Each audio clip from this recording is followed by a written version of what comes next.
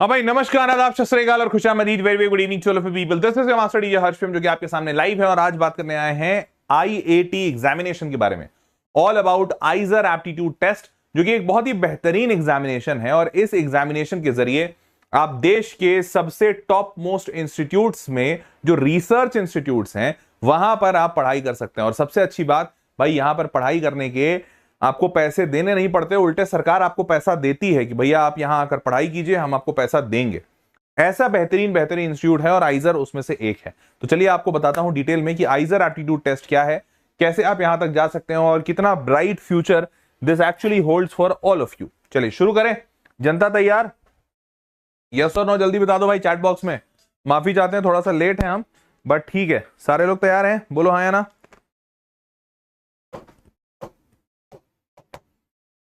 हाँ भाई चलो, गुड इवनिंग टू एवरीवन। चलिए लेट्स गेट स्टार्टेड। अगर आपने अभी तक चैनल नहीं सब्सक्राइब किया तो कर लीजिए, क्योंकि इस चैनल पर आपको बहुत बेहतरीन कंटेंट मिलेगा, उसकी मेरी गारंटी है। And these content will be really mind boggling. मजा आ जाएगा तुमको ये सारे कंटेंट देखकर, ठीक है। चलो तो शुरू कर रहे हैं। हियर वी गो।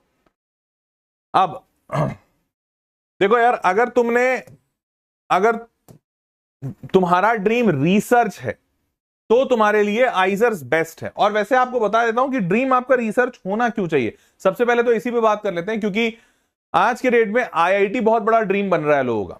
लेकिन एक फैक्ट चेक कराता हूं तुम लोगों को। तुम सारे लोग जानते होगे कि आईआईटी ड्रीम क्यों है, क्योंकि उसका बहुत सिंपल सा कारण है कि भैया आईआईटीज में ना 4 करोड़ के पैकेज लगते हैं। हाईएस्ट पैकेज अभी आईआईटी बॉम्बे का गया था 4-4.5 करोड़ का। बाकी आईआईटीज का भी 1 करोड़, 2 करोड़, 3 करोड़, सबका हाईएस्ट पैकेज जा रहा है। ऐसा ये देखा होगा तुमने। अच्छा, ये जो हाईएस्ट पैकेजेस जा रहे हैं कौन से ब्रांच के जा रहे हैं? ये भी सबको पता होगा कि आज का जो सबसे ज्यादा चलने वाला ब्रांच है वो है कंप्यूटर साइंस। कंप्यूटर साइंस के साथ डेटा साइंस, डेटा साइंस के साथ एआई, एआई के साथ एमएल, ये सारी चीजें चल रही हैं। एक बात बताओ, कंप्यूटर साइंस में क्या करते हैं? कोडिंग करते हैं, आर्किटेक्चर समझते हैं, यही सारी चीजें। आप सबने सुना होगा कि जो एआई आया है आज की डेट में, वो कंप्यूटर साइंस के मेजॉरिटी काम कर पा रहा है। कोडिंग लिखने वाला जो काम है वो आज के डेट में सॉफ्टवेयर डेवलपर्स मेजॉरिटी अपना कोड एआई से लिखवाते हैं। जैसे जैसे एआई और बेटर होता जाएगा वैसे वैसे कंप्यूटर साइंस का मेजर काम कर लेगा। डेटा साइंस में क्या होता है? डेटा साइंस में डेटा को इंटरप्रेट किया जाता है, डेटा को समझा जाता है, उसमें फॉर्मूले लगाए जाते हैं लार्ज लेवल ऑफ डेटा को। वहां पर भी एआई बहुत तेजी से अपना काम कर रहा है और डेटा साइंस वाले जो लोग हैं मेजॉरिटी काम वहां पर एआई कर रहा है। मशीन लर्निंग एआई वो तो है ही है, मतलब वो तो चल रहा है। एक बात बताओ, आने वाले वक्त में क्या तुम्हें यह महसूस हो रहा है? मतलब मुझे इसलिए हो रहा है क्योंकि मैं एआई को बहुत इस्तेमाल कर रहा हूं, तो मुझे बहुत ज्यादा महसूस हो रहा है कि आने वाले वक्त में एआई अभी ऐसा है, आने वाले वक्त में यह ऐसा हो जाएगा, और आने वाले वक्त में यह ऐसा हो जाएगा, और आने वाले वक्त में यह ऐसा हो जाएगा, और धीरे धीरे धीरे धीरे पूरी दुनिया इसमें समाने लगेगी। इट इज जस्ट लाइक जब कंप्यूटर्स का इन्वेंशन हुआ था तो कंप्यूटर के पहले सारी चीजें ऑफलाइन चलती थी। फिर कंप्यूटर आया, कंप्यूटर से लोगों को समझ में आया अच्छा इससे कैलकुलेशन तेज कर सकते हैं। फिर समझ में आया अच्छा कैलकुलेशन के साथ साथ इंटरनेट भी देख सकते हैं। फिर समझ में आया अच्छा कैलकुलेशन और इंटरनेट के साथ साथ हम इस पे मूवीज भी देख सकते हैं। फिर समझ में आया अच्छा कैलकुलेशन, इंटरनेट और मूवीज के साथ साथ हम इस पे फाइल्स भी रख सकते हैं और फाइल्स को शेयर भी कर सकते हैं। धीरे धीरे धीरे धीरे कंप्यूटर इतना बड़ा हो गया कि आज के डेट में पूरे विश्व में बिना कंप्यूटर के कोई काम ही नहीं होता। तो कंप्यूटर ने सबको इनगल्फ कर लिया। समझ पा रहे हो? तो एक बात बताओ, जब एक टाइम पर आगे बढ़ते बढ़ते बढ़ते एआई सब कुछ इनगल्फ कर लेगा, सारी जगहों पर एआई होगा, और अगर उस वक्त भी तुम यही कंप्यूटर साइंस और डेटा साइंस में फंसे रह गए तो क्योंकि आज जब तुम घुसोगे कॉलेज में, तो आज थोड़ी कॉलेज ने तुरंत 2 मिनट में अपना करिकुलम बदल लिया है। कॉलेज वाले तो आज भी अपना वही कंप्यूटर साइंस, पाइथन, जावा, नोड जेएस, एसक्यूएल, फलाना ढमकाना, सी प्लस प्लस, यही सब पढ़ा रहे हैं। तुम वही पढ़ोगे तो फिर आगे चलकर सोचोगे तुम कि यार पाइथन तो हमने पढ़ लिया, लेकिन 4 साल जो हमने पाइथन पढ़ा, अब वो सारा का सारा पाइथन एआई तो जान चुका है और चुटकियों में सारा कुछ लिख दे रहा है, तो मेरी जरूरत नहीं है। तुम्हें नौकरी देगा कौन? तो जब तुम्हें नौकरी नहीं मिलेगी तो तुम तो आईआईटी बॉम्बे जा रहे हो ना भाई। बॉम्बे तो इसीलिए जा रहे हो कि तुमको 4 करोड़ का पैकेज चाहिए। पता चला कि निकलने के बाद 40 लाख भी मुश्किल हो रहा है, फिर क्या करोगे? तो देखो, ये जो डर है ना, ये जो परिस्थिति है ना, इसका सल्यूशन एक बुद्धिजीवी इंसान क्या करेगा, इसका सोल्यूशन खोजेगा। क्या हो सकता है इसका सोल्यूशन? एक ऐसा फील्ड जहां एआई नहीं पहुंचा। कहां नहीं पहुंच सकता एआई? देखो, एआई वही काम करेगा जहां पर इंसानों ने बहुत सारी चीजें पहले से जान रखी है, खोज रखी है। It is just like coding. Coding कोई इंसान सीख रखा है, अब वो सीखा हुआ चीज अगर उसने एआई को सिखा दिया तो अब उसे हजारों आउटपुट मिल जाएगा। लेकिन एक बात बताओ, तुम पूछ के देखो एआई से कि एआई मेरे को यह बताओ कि सूर्य पे हम बड़े सारे कोल्ड ड्रिंक्स निकलते हैं, ठीक है, मार्केट में मैं सालों से हूं, 100 साल से ज्यादा से हूं, और मेरा नाम पेप्सी है। अब मेरा नाम पेप्सी है, मुझे अपने बिजनेस को और बहुत बड़ा करना है, लेकिन आज मेरा रेवेन्यू ना 1 लाख करोड़ का है। अब 1 लाख करोड़ का रेवेन्यू लाने के लिए मैं दुनिया के हर एक देश में जा चुका हूं, जितने ड्रिंक्स बन सकते थे बन चुके हैं।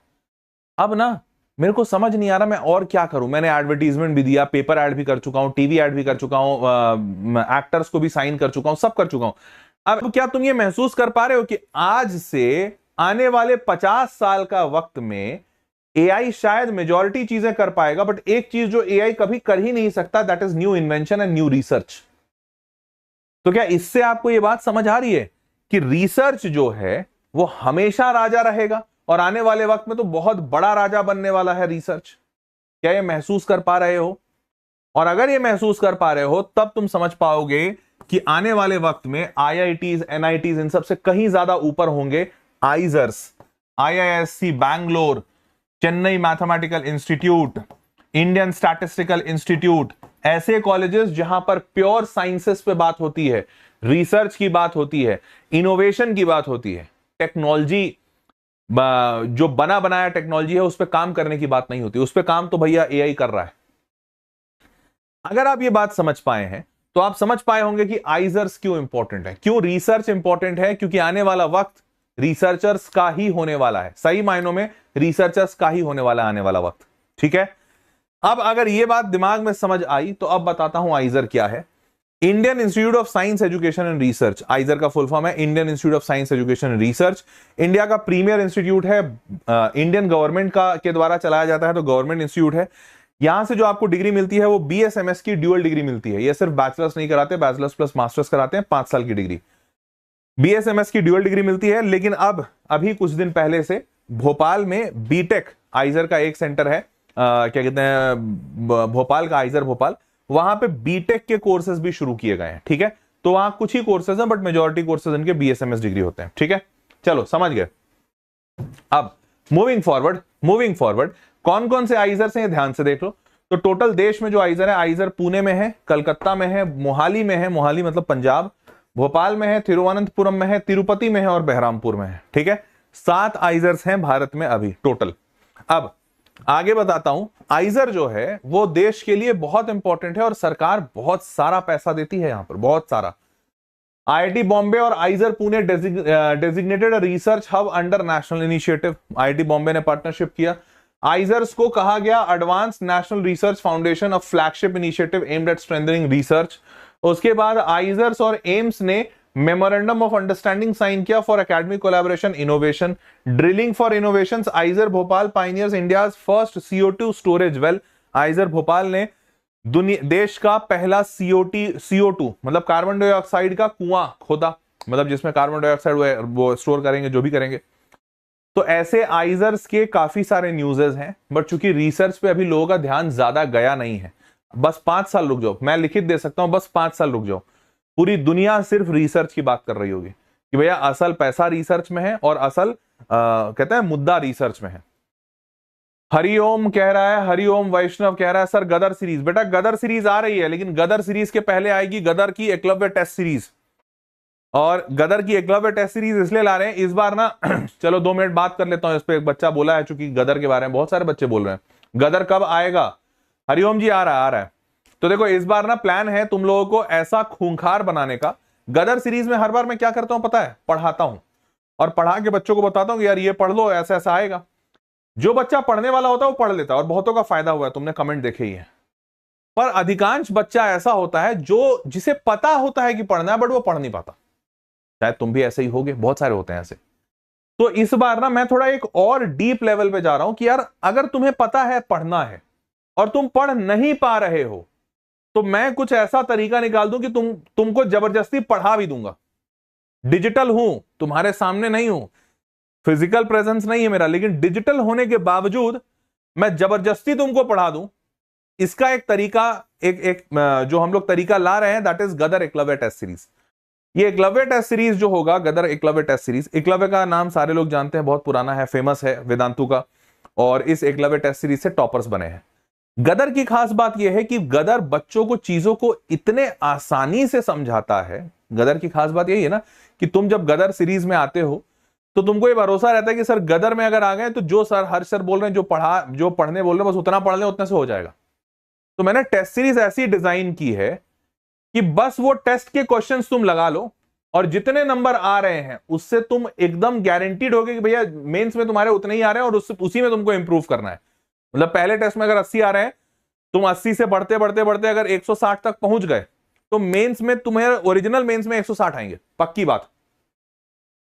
तो ये गदर टेस्ट सीरीज आ रहा है। अभी देखो ज्यादा डिटेल में नहीं दे सकता हूं, अभी बस काम चल रहा है, तो चूंकि एक बच्चे ने पूछ लिया और मैं भी बहुत मेहनत कर रहा हूं तो थोड़ा एक्साइटमेंट में निकल गया है, बट अभी ज्यादा डिटेल नहीं बताऊंगा, अभी सेशन पे ध्यान देते हैं। आने वाले वक्त में आपको और डिटेल्स इसकी धीरे धीरे पता चलेंगे। हाँ, कहां थे हम लोग? तो अब आइजर में जाना कैसे है? आइजर है बहुत अच्छा, रिसर्च करता है, सब बढ़िया है, पहुंचेंगे कैसे आइजर में? एक बच्चा बोल, आइजर गांधीनगर, ये कब खुल गया भाई? आइजर गांधीनगर कार्बोना नहीं, कार्बोनोरा, कार्बोनरा जो भी है, आइजर गांधीनगर कब खुला भाई? ये तो नहीं आइडिया मेरे को। चलो अब जाना कैसे है? तो जाने का जो तरीका है यही है, आइजर एप्टीट्यूड टेस्ट, इसी के थ्रू जाते हैं। अब ध्यान से सुनिए, आइजर एप्टीट्यूड टेस्ट के थ्रू आइजर में जाते हैं, बिल्कुल। परंतु अब ये आइजर एप्टीट्यूड टेस्ट के बारे में थोड़ा सा जानकारी ले लो। आइजर एप्टीट्यूड टेस्ट 2010 में शुरू हुआ था। ऑर्गेनाइज कौन करता है? आइजर करता है, साल में एक बार होता है, और ministry of education government of India, इसी के अंडर ये आइजर्स बनाए गए हैं। तो मिनिस्ट्री ऑफ एजुकेशन मतलब शिक्षा मंत्रालय डायरेक्ट इसको देखता है। ओके, अब आगे बढ़ते हैं। अब आईआईटी जो एग्जाम है, अच्छी बात यह है कि आइजर्स में तो जा ही सकते हो इसके थ्रू दो और जगह जा सकते हो जो प्रीमियर इंस्टीट्यूट है। BS research program for Indian institute of science, IISc Bangalore, IIT का डैडी नहीं ग्रैंड डैडी कहूंगा इसे। ये आईआईएससी बैंगलोर में भी तुम बीएस रिसर्च प्रोग्राम में इस एग्जाम के थ्रू जा सकते हो। टॉप रैंकर्स ही जाते हैं, सारे बच्चे नहीं जा पाएंगे, क्योंकि जो टॉप होते हैं वो आईआईएससी चुनते हैं, बाकी लोग नहीं, मतलब पीछे रह जाते हैं। बट अगर टॉप कर गए इस एग्जाम में तो यहां जाने का मौका मिलेगा। आईआईटी में टॉप करने से तो काफी आसान होगा ये, ठीक है। फिर दूसरा है BS medical science and engineering program, जो कि आईआईटी मद्रास चला रहा है। आईआईटी मद्रास ने एक नया प्रोग्राम लॉन्च किया है, bachelor in science medical science and engineering program. ये भी बैचलर्स का प्रोग्राम है, बीटेक नहीं है, पर आईआईटी मद्रास का है, ऑफलाइन प्रोग्राम है, आईआईटी मद्रास जाके पढ़ना है। ये जो प्रोग्राम है, ये प्रोग्राम में भी आप इसी आइजर एप्टीट्यूड टेस्ट से जा पाएंगे। तो ये दो जगह आप और जा सकते हैं। क्लियर?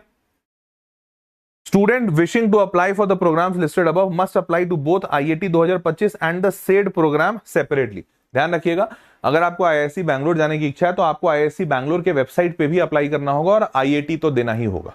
तो दोनों अलग अलग अप्लाई कीजिएगा, तभी आप एलिजिबल होंगे। आगे आप ध्यान दीजिए, 12वीं आप पास होने चाहिए। अच्छी बात यह है कि आप 2026 में जब एग्जाम लेंगे तो 2026 अपियरिंग बच्चा तो एलिजिबल है ही, 25 और 24 वाला भी एलिजिबल है। मतलब डबल ड्रॉपर्स जो हैं वो बच्चे इस एग्जामिनेशन को दे सकते हैं। तो डबल ड्रॉपर्स इसमें अलाउड होते हैं। आपको जनरल अगर आप हैं तो आपको 60% एग्रीगेट आना चाहिए। क्या? एग्रीगेट, पीसीएम नहीं, एग्रीगेट। और अगर आप एससी एसटी पीडब्ल्यूडी हैं तो 55% में काम बन जाएगा। एग्रीगेट का मतलब all subjects, not just PCM या पीसीबी। ठीक है, अब आगे बढ़ते हैं। आईआईटी की एलिजिबिलिटी क्राइटेरिया क्या है? तो सबके लिए सिंपल सी एलिजिबिलिटी है, कोई एलिजिबिलिटी नहीं है।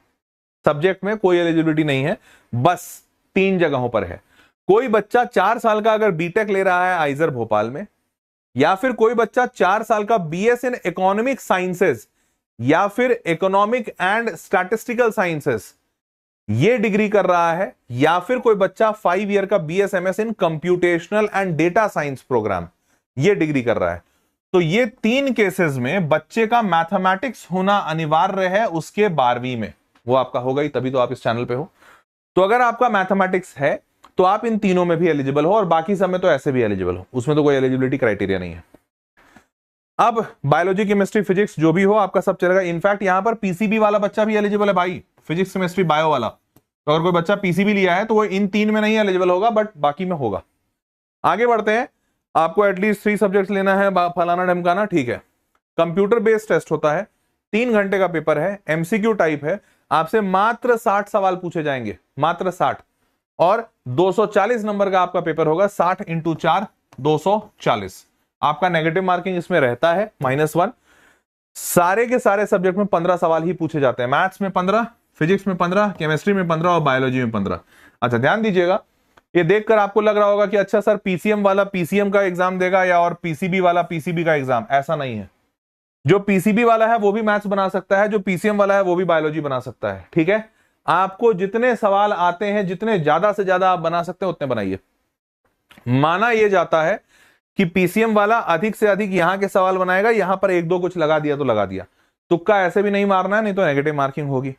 तो अब आपको अगर मान लेते हैं बाय डिफॉल्ट आपका बायोलॉजी अच्छा है तो आप लगा लीजिए, आपको ज्यादा नंबर मिल जाएगा, बल्ले बल्ले है, ठीक है। तो 60 सवाल ऐसे बने, 15 इंटू 4 60 और 240 नंबर। उसके बाद हर करेक्ट आंसर के लिए +4, -1 नेगेटिव के लिए, छोड़ने ओढ़ने के लिए और पार्शियल मार्किंग इसमें नहीं है। कोई सेक्शनल कट ऑफ नहीं है, ऐसा नहीं है कि मैथमेटिक्स में इतना लाना ही पड़ेगा, फिजिक्स में कोई नहीं। आपको ओवरऑल कट ऑफ बस क्लियर करना है। और नो सेक्शनल टाइम लिमिट, ऐसा भी नहीं है कि 3 घंटे में आपको इसके लिए इतना, इसके लिए इतना, ऐसा कुछ नहीं है। आप 3 के 3 घंटे मैथ्स में लगा दो, 3 के 3 घंटे जहां लगाना है जहां लगा दो, ठीक है।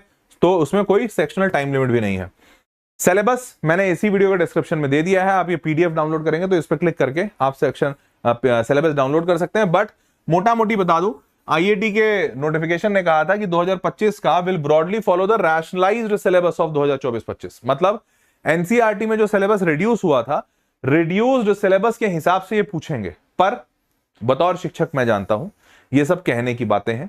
इतना बड़ा एग्जामिनेशन है और इतने कोविटेड इंस्टीट्यूट के लिए एग्जाम हो रहा है, तो एनसीईआरटी बस ये कहते हैं कि भैया हम एनसीईआरटी से पूछेंगे। और पूछते भी एनसीईआरटी से हैं। बस ये है कि एनसीईआरटी में अगर ये कॉन्सेप्ट लिखा है, इस कॉन्सेप्ट पे ये थ्योरी है और ये सवाल है, तो ये बोलेंगे हाँ हम इसी कॉन्सेप्ट पे पूछेंगे, बट इनका सवाल इस लेवल का रहेगा। तो सवालों में ही सारा खेल है और यहां पे भी ये सवालों में ही खेल खेलते हैं, ठीक है। तो ये सब कहने की बात है। एनसीईआरटी से टॉपिक उठाइएगा, बट सवाल आपको लगाने पड़ेंगे। आगे बढ़ते हैं भाई। बीएसएमएस की जो ड्यूअल डिग्री होती है वो 5 साल की होती है। ये सारे आइजर्स पे मिलती है। और यहां पे बीएसएमएस किस में मिलता है? बीएसएमएस इन फिजिक्स या BSMS in chemistry, biology, math और अर्थ साइंसेस। अब ये कंप्यूटेशनल डेटा साइंस ना, ये सिर्फ एक ही आइजर के पास है, वो है कलकत्ता, बाकी में नहीं है। और उसके बाद बीएस डिग्री जो 4 साल की होती है, ये सिर्फ आइजर भोपाल और तिरुपति में है। 4 साल का कोर्स सिर्फ भोपाल और तिरुपति में है। और बीटेक का कोर्स 4 साल का, ये सिर्फ आइजर भोपाल में है, ठीक है। तो ये भी समझ गए होंगे। उसके बाद ये जो बीएस प्रोग्राम है जो भोपाल और तिरुपति में है 4 साल का, ये BS program economic science and economical statistical sciences में होता है, ठीक है। और जो बीटेक का प्रोग्राम है आइजर भोपाल में, बीटेक का प्रोग्राम ये केमिकल इंजीनियरिंग में देते हैं, डेटा साइंस में देते हैं, इलेक्ट्रिकल इंजीनियरिंग में देते हैं और कंप्यूटर साइंस में देते हैं, ठीक है। तो अगर आपको बीटेक करना है तो वो भी हो जाएगा यहां से। आगे बढ़ते हैं भाई। आइजर कोलकाता में बीएसएमएस डेटा साइंस बता दिया, लेकिन सीट बहुत कम है, 30। बीटेक में सीट है 150 के आसपास, 140। ओवरऑल टोटल सीट को अगर जोड़ दिया जाए तो बहुत ज्यादा नहीं है। कुल मिलाकर जो टोटल सीटें हैं वो इसमें करीबन 2324। मेरे को नहीं लगता कि किसी भी हाल में ये 50,000 से ऊपर जाएगा, क्योंकि ये रिसर्च प्रोग्राम है और रिसर्च के लिए ऐसा ही बच्चा बहुत कम मोटिवेटेड रहता है। आजकल का तो जमाना हो गया है शॉर्ट्स वाला, बच्चे का कोई ज्यादा लंबा अटेंशन स्पैन नहीं है। तो रिसर्च तो ऐसे भी बहुत कॉन्सेंट्रेटेड लोगों का काम है। तो रिसर्च में मैक्सिमम 50,000, बट मेरे को लगता है 40-45,000 के बीच में रह जाएगा नंबर ऑफ एस्पिरेंट जो बच्चे इस एग्जाम को देते हैं, ठीक है। अब ध्यान से ये सुनिएगा आप कि यहां पर 2363 सीटें हैं, वही जो 2400 मैंने बोला था, और 40,000 बच्चे बैठेंगे। तो अगर आप 2363 को 2363 सॉरी, अच्छा इसको हटाओ, 2363 यहां लिख देते हैं 2363 डिवाइडेड बाई 40,000। अगर इतना बच्चा बैठेगा और गुना 100 करेंगे, तो अगर आप परसेंटेज निकालोगे तो 4 से इसको डिवाइड कर दो, तो रफली करीबन 6% के आसपास का सिलेक्शन परसेंटेज बनेगा। तो 5 से 6%, और ये 70,000 पे 3.5% बनेगा, बट 70,000 तो बच्चा किसी हाल में नहीं बैठ रहा। तो मेरे हिसाब से रफली 6% सिलेक्शन परसेंटेज बनेगा आपका इस एग्जाम में। और आपको वैसे एक और इंटरेस्टिंग बात बताता हूं, पता नहीं पता है कि नहीं, आइजर में जो बच्चा पढ़ता है उसको भारत सरकार स्टाइपेंड देती है, जेब खर्च। वो जेब खर्च होता है 5,000 रुपए प्रति महीना, पर मंथ। तो आप अगर आइजर में पढ़ रहे हैं तो आपको हर महीने सरकार अपने साइड से 5,000 रुपए महीना देगी। और फीस अगर आप पूछेंगे, बहुत ही कम, इतना कम कि आपको जितने पैसे मिलेंगे उससे भी कम होती है फीस आइजर की। तो रियलिटी में, इसलिए मैंने स्टार्टिंग में बोला था कि रियलिटी में आपको यहां पढ़ने के लिए पैसे देने नहीं पड़ेंगे, उल्टा सरकार आपको पैसे देगी। समझ रहे हो? तो इतना बढ़िया इंस्टीट्यूट है और यहां पर सिलेक्शन परसेंटेजेस आईआईटी से मच बेटर। आप अगर आईआईटी का निकालोगे तो 18,160 सीट है आईआईटी में और 15 लाख बच्चा बैठेगा। मतलब 14,75,000 पिछले बार बैठा था, इस बार 15 लाख बैठेगा। गुना 100 कर दीजिए, 2 जीरो से 2 जीरो गया, 3 जीरो, तो ये 18.16 डिवाइडेड बाई 15, इतना परसेंट है, रफली 1.2% है। तो 1.2% आईआईटी में सिलेक्शन का क्राइटेरिया है। आईआईटी से कहीं ज्यादा ऊपर है और यहां पर 6% का सिलेक्शन क्राइटेरिया है। 5 गुना ज्यादा चांस है आपका सेलेक्ट होने का जितना आपका आईआईटी में है। समझ पा रहे हो? तो ये है मसला। अब बहरामपुर जो उड़ीसा में है, इसका सबसे आखिरी क्लोजिंग रैंक बंद हुआ है पिछले साल, मतलब साल 2025 में 4484, नहीं 24 में, 25 का डेटा नहीं है भाई, 4484, मतलब 4,500 रैंक। तो आप मान के चलते, बाकी सबका कम है, 3,000, 2,000, 3,000, 1,000 जो भी है, ऐसे ऐसे करके। तो आप मान के चल सकते हैं मोटा मोटी कि 4,500 रैंक में आपको आना पड़ेगा आउट ऑफ 40,000 स्टूडेंट जो इस एग्जाम को दे रहे होंगे। मतलब टॉप 10% में, 90 परसेंटाइल से ऊपर, मोटा मोटी आप यही समझ सकते हैं। 90 परसेंटाइल या 92 परसेंटाइल के आसपास आना होगा आपको। मतलब जितने में जेई मेंस में आप बस सेलेक्ट हो रहे हैं, मेंस क्वालिफाई कर रहे हैं, उतने में आपको यहां पे सीट मिलेगी। क्लियर है भाई? अब आगे बढ़ते हैं भाई। अब यहां से देखो कि इतना रैंक लाने के लिए 4484 रैंक, कितने नंबर लाने पड़े? साल 2024 में करीबन 115 से 125 के आसपास का जनरल अनरिजर्व कैटेगरी का नंबर था। कितने मार्क्स में? याद होगा, अगर 240 नंबर का पेपर था, 240 में से 120-25 पे सिलेक्शन हो रहा है। मैं कहूंगा 140 मान लो। 240 का पेपर में आपको 140 लाना है मात्र, फिजिक्स, केमिस्ट्री, मैथ्स, बायो, चारों सब्जेक्ट मिलाकर। क्लियर है? अब OBC, SCL, OBC, NCL, SC, ST, EWS, उन सब का देख लेना। Marks 2025 are expected to rise from 2024, but exact नहीं पता है। क्लियर? अब आपको बता दूं, बच्चों से जनरली पूछा जाता है कि भाई आपको आईआईटी का पेपर आसान लगता है, मतलब जेडब्ल्यू का, या फिर आइजर का, आईआईटी। अब यहां पर बड़े मिले जुले रिस्पॉन्स आते हैं। जैसे एक बच्चा कहता है, अबीर कंजीहाल, बीएसएमएस कर रहा है, earth science and biology, IISER Kolkata से। तो कोलकाता गया, मतलब अच्छा बच्चा है। IISER exam is simpler than जेडब्ल्यू मेंस, ठीक है। उसके बाद एक दूसरे बच्चे का है, the difficulty of IIT is at par और स्लाइटली लेस देन जेडब्ल्यू मेंस, दूसरा कहा। पर तीसरा बच्चा कह रहा है, generally IIT is considered to be more challenging due to its focus on higher level concepts and problem solving skills. चौथा बच्चा कह रहा है, in my opinion compare to JEE mains IIT is little tough if at all. तो यहां पर मैंने जितना चेक किया, मेरे को लगा मिले जुले रिस्पॉन्स है, कुछ को आसान लग रहा है, कुछ को कठिन लग रहा है। अब ये आपके लिए आसान है या कठिन, ये जानने का एक ही तरीका है। पहला तो एग्जाम दे लीजिए, अब वो तो भैया फाइनल डेस्टिनेशन है, या उसके पहले एक स्टेप ले सकते हैं कि प्रीवियस ईयर क्वेश्चन देख लीजिए। तो मैंने आपके लिए एक काम किया है, मुझे पता है आपको जरूरत तो पड़ेगी, आप भी जानना चाहोगे टफ है आसान। साल 2021 से 24 के, 21 से 24 3 साल का आईआईटी का प्रीवियस ईयर क्वेश्चन का नीचे लिंक डिस्क्रिप्शन बॉक्स में डाल दिया हूं, इसी वीडियो के नीचे डिस्क्रिप्शन बॉक्स में लिंक डाल दिया हूं। आप उस लिंक पे क्लिक करेंगे, अपना नाम नंबर वगैरह देकर, जैसे ही लॉगिन हो गया, लॉगिन होकर आपको पूरा पीवाईक्यू डाउनलोड हो जाएगा, ठीक है। तो ये आपको बता भी देता हूं, ये सेशन चल रहा है, कहां गया मेरा माउस, कहां गया भाई, ये सेशन चल रहा है। इसी सेशन में आप जैसे ही नीचे आएंगे, ज्यादा नीचे नहीं आइए, ये लिंक दिख रहा है आईआईटी 2021 से 24 का प्रीवियस ईयर क्वेश्चन, इस पर क्लिक कीजिए। जैसे ही आप क्लिक करेंगे, आपसे आपका नंबर और लॉगिन इसलिए मांग रहा है क्योंकि कोई अनवांटेड एलिमेंट्स हमारे सिस्टम सर्वर में ना एंटर कर जाएं, क्योंकि पीछे आजकल जैसे जैसे एआई आ रहा है, बच्चे बहुत चतुर हो गए हैं। 2-4 हैकर भी हैं उसमें से, एक ने हैक मार दिया था, सच बता रहे हैं, हैक कर दिया था, और हैक करने के बाद बहुत सारा डेटा डिलीट कर दिया। तो ऐसा कोई ना कर दे, इसीलिए हमने लॉगिन लगाया है कि भैया अब पता नहीं, हमने जैसे बतौर शिक्षक मैंने कभी सोचा भी नहीं था कि बच्चा हैकर निकलेगा। मतलब 10वीं 12वीं का बच्चा कैसे हैक कर सकता है भाई, कोई वो भी बड़े ऑर्गेनाइजेशन का सिस्टम। बट हमें दिखा कि नहीं बच्चे काबिल हैं। एआई के आने के बाद सबको सब जानकारी हो गई भाई।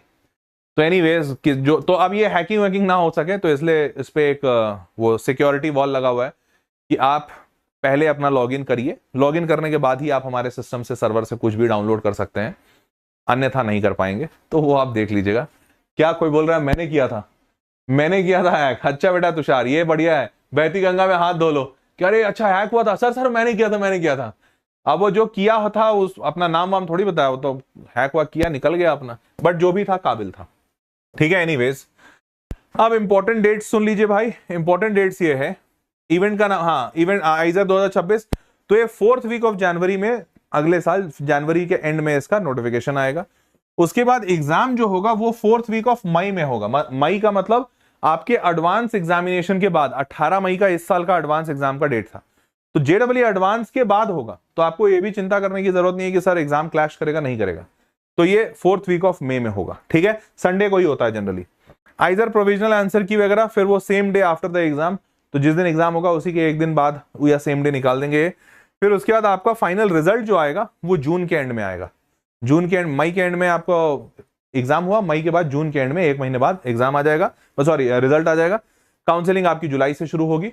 जुलाई से शुरू होगी तो इसमें यह अच्छी बात है कि आपका जब जोसा की काउंसलिंग होती है उससे थोड़ा बाद इसकी शुरू होगी। क्लियर है?